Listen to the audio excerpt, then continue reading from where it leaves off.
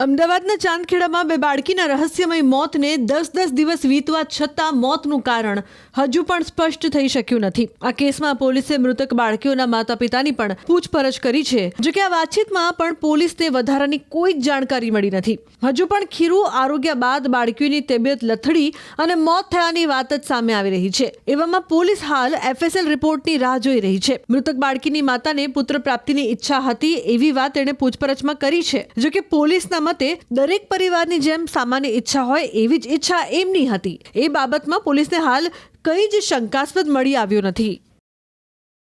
ગઈ તારીખ 5/4/2026 રોજ ચાંદખેડા પોલીસ સ્ટેશન ખાતે જે અકસ્માત મોતનો બનાવ બનેલ હતો, જે બનાવમાં આ બે બાળકીના મૃત્યુ થયા હતા।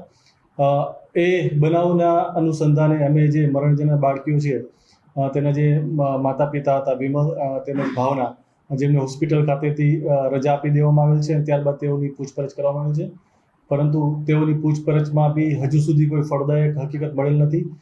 તેમજ જે પણ સેમ્પલ FSL ખાતે મોકલવામાં આવેલા હતા તેનું પણ હજી પરિણામ છે એ આવવા ઉપર બાકી છે, જેથી તેનું પરિણામ આવશે ત્યારબાદ જ જે બાળકીઓનું મરણ થયું છે તેના મૃત્યુનું ચોક્કસ કારણ જાણી શકાશે અને ત્યારબાદ વધારે પૂછપરછ યોગ્ય રીતે કરી શકાશે।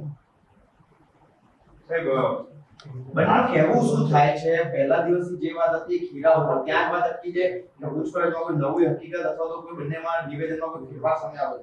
હાલ સુધી જે પૂછપરછ કરી છે એમાં જે અગાઉ જે નિવેદન હતા તેને જ મળતી હકીકત જણાવવામાં આવેલ છે।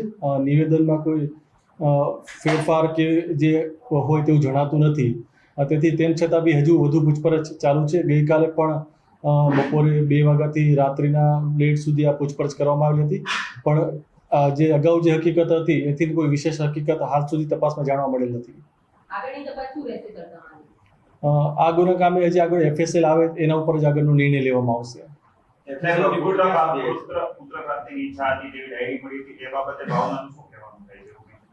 ભાવનાને પૂછતા તો જનરલ એને એક બાળકી હતી, એટલે જો બીજું બાળક થાય પુત્ર થાય એવી એક સામાન્ય અપેક્ષા હતી, અને દરેક કદાચ પરિવારની અપેક્ષા હોય કે પરિવારમાં એક દીકરી હોય તો એક દીકરો થાય એટલે એનું પરિવાર પૂરું થાય, એટલે એના નિવેદનમાં એણે એ જણાવ્યું છે કે મારી બી એવી જ ઈચ્છા હતી કે એક દીકરી હતી તો એક દીકરો થાય તો મારું પરિવાર છે પૂર્ણ થાય।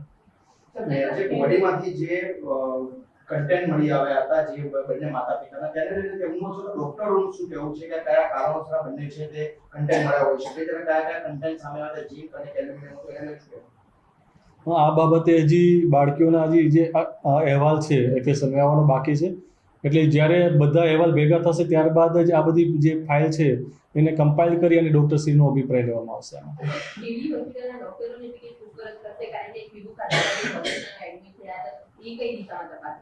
આ કેડી હોસ્પિટલમાં જઈને બી પૂછપરછ કરવામાં આવશે કે જ્યારે બાળકીને લાવવામાં આવેલી હતી ત્યારે તેની શું સ્થિતિ હતી, તેનું મેડિકેશન શું કરવામાં આવ્યું હતું ને એ બાબતે પણ તપાસ કરવામાં આવશે।